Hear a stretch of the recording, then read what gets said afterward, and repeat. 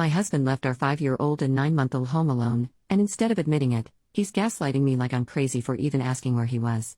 My husband, 43 male, and I, 31 female, have been married for 7 years and have a 5-year-old and a 9-month-old.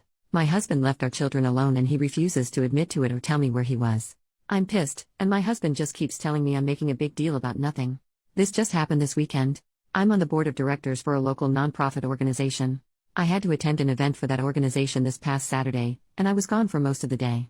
My husband was supposed to be home with our kids. I texted him a few times and he responded. When I called around midday he didn't respond, but that's not very unusual so I didn't think much of it. Shortly after that, I got a call from my mom. She said my son had just called her and when she asked him what he and his sister were doing, he said they were both watching TV. When she asked where their dad was, he said his dad wasn't there.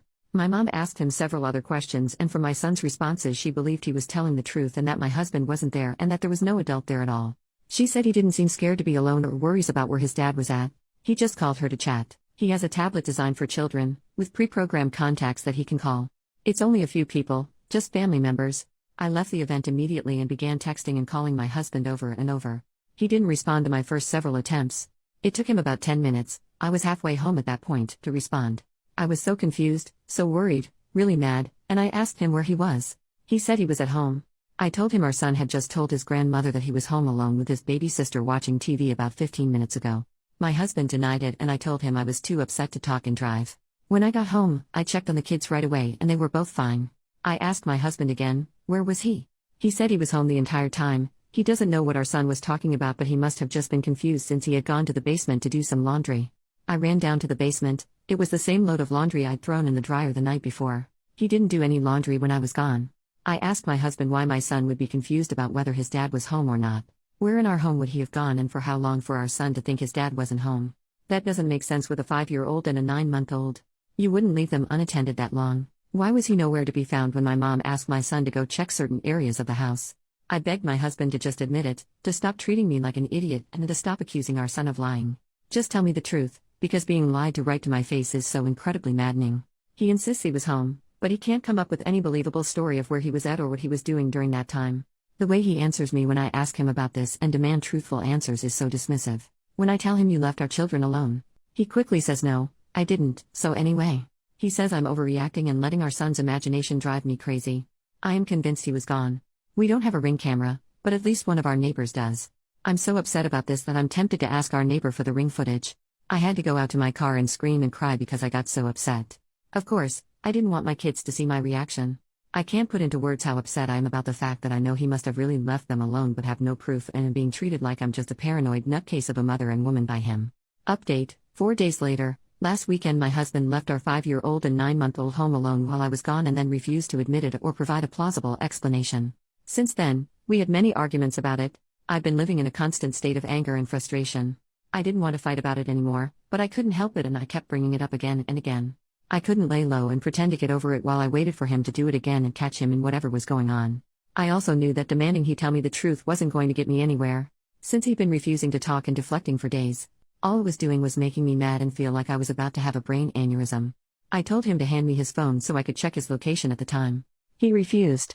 He said he wouldn't do it and that it was a violation of his privacy, he won't be treated that way and refuses to give in to my delusions. You think I enjoy being in a situation where I have to beg my husband to show me his phone so I can see where he was at? I hate it. I don't want to live that way.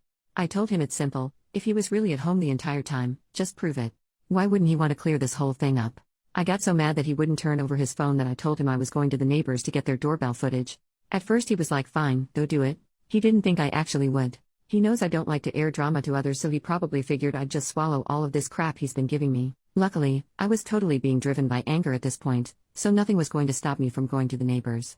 When I actually started to go out the door he tried to stop me and followed me out the door. I felt pure anger rushing through my veins, nothing else. The neighbor, who I've probably said less than 10 words to in the entire time we've lived here, told me he'd send me the footage. I went home, told my husband that the neighbor didn't have the footage from that day anymore, and told him I just needed to go to the store and cool off. So I put the kids in the car and went and parked somewhere while I waited for the neighbor to send me the footage. I have the neighbor's number now too, and he told me if I need any more footage he will be happy to give it to me. The video shows a blue car that I don't recognize show up and park in our driveway. A blonde woman gets out of the car and goes towards my house. She walks on the outside of our garage toward the gate leading to our backyard. The gate is too far back and out of the way to be seen on the doorbell footage. She in her car was there for 23 minutes. Imagine that. The car leaves right around the time that my husband called me to say he was home and had been home the entire time, as I was rushing home in a panic and calling him over and over. One of two possibilities as to where they went. She either came in through the side door of the house, which does provide direct access to the basement, or, and what I think is more likely, is that they were in the backmost area of our yard, which is a gated pool area. Immediately behind our house is a grass lawn, then you step down a few steps and we have a patio, and then there is a fully gated area where the pool is. It's not like you think of when you picture a gated pool. It's a full, 6 feet wood fence all the way around, plus even taller landscaping for added privacy. You can't see into the area at all unless you're inside. I think it's more likely that they were back there because my son said his dad's keys were gone and we keep that gate locked with a key. The pool is closed for winter, but there is one small building back there, sort of like a shed we converted into a changing area, and there is a covered patio with furniture. I'm convinced that's where they were. So technically he was home, but in an area totally removed from the house and where he couldn't see or hear the kids if something happened. I asked him how he could explain this.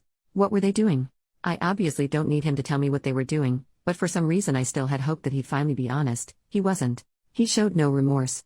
He was just like, yeah, she was here, but I obviously never left. Who is she? How long has this been going on? And if he's going to be such a disgusting, despicable excuse of a man, then why couldn't he at least have found any other time and any other lie or excuse other than when he was home alone with our kids?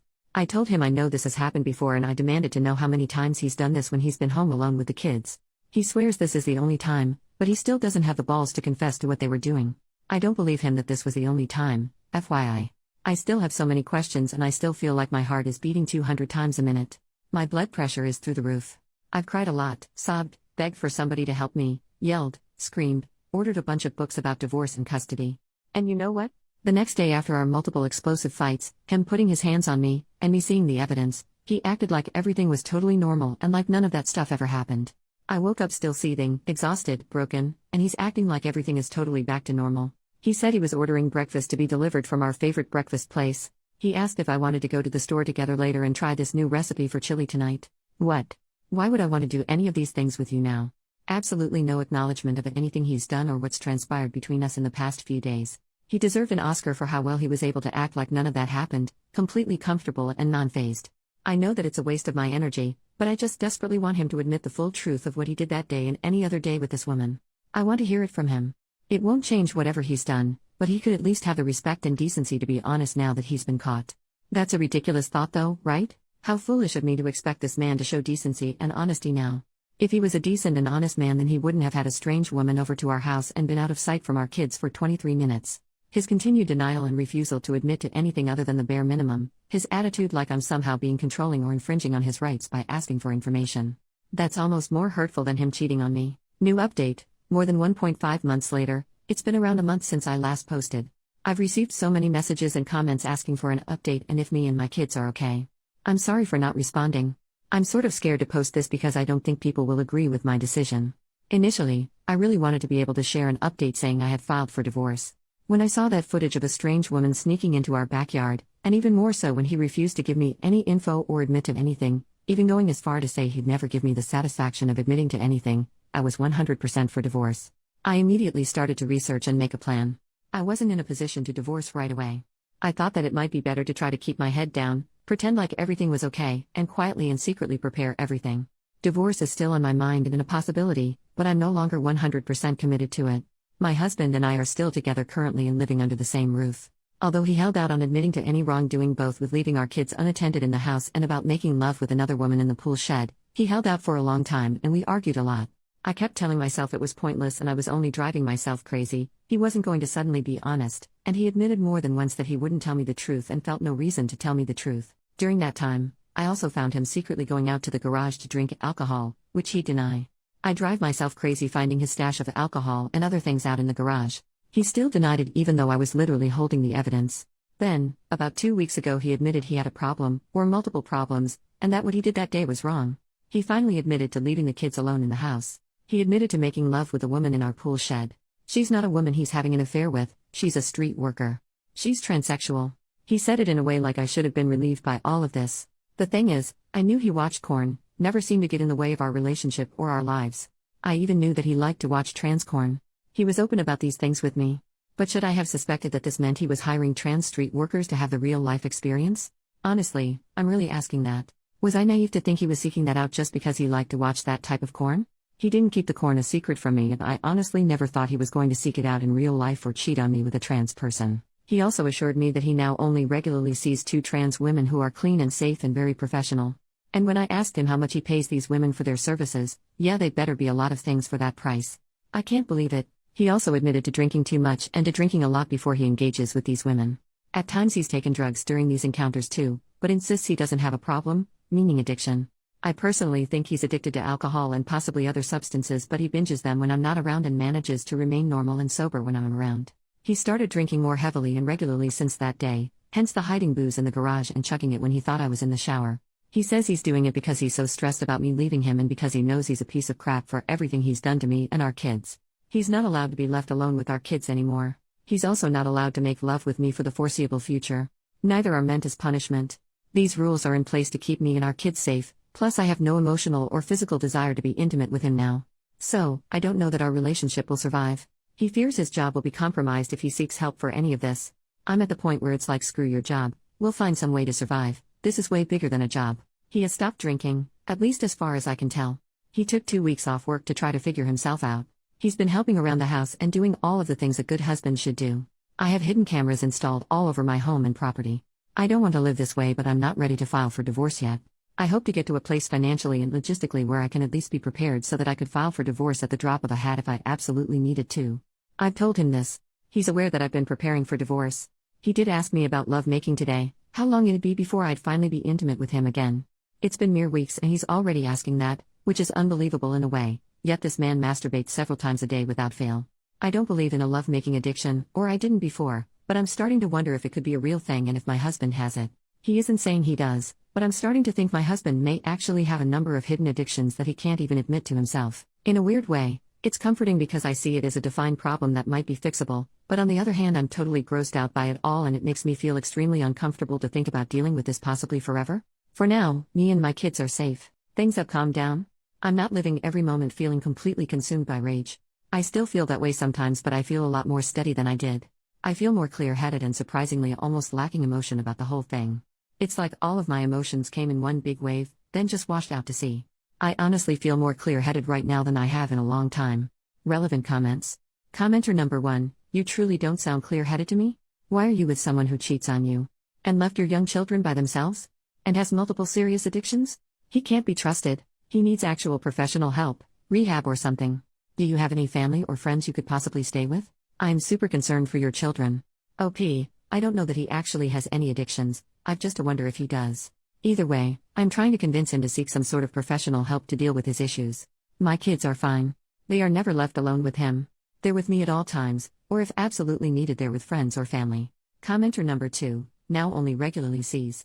OP, so he's cheating on you and you're okay with it? Get yourself tested for STDs, separate your finances, and keep building up that plan to leave for the day you, hopefully, come to your senses and stop teaching your kids they don't need to be faithful in a relationship or that it's completely normal and acceptable to be cheated on and lied to.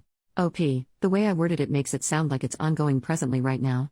When he confessed this all to me a few weeks ago, he said he had only been seeing the same 2 workers that he knew and trusted. He had been with other ones before them, but decided it was safer to stick to his 2 favorites. That's even the word he used.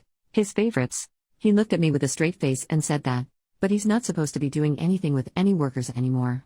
Commenter number 3, how on earth are you safe if you're still living with him?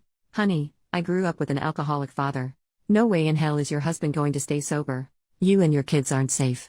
OP, I don't know that he's an alcoholic. I mean, he's sober most of the time and drinking doesn't get in the way of his work or anything like that.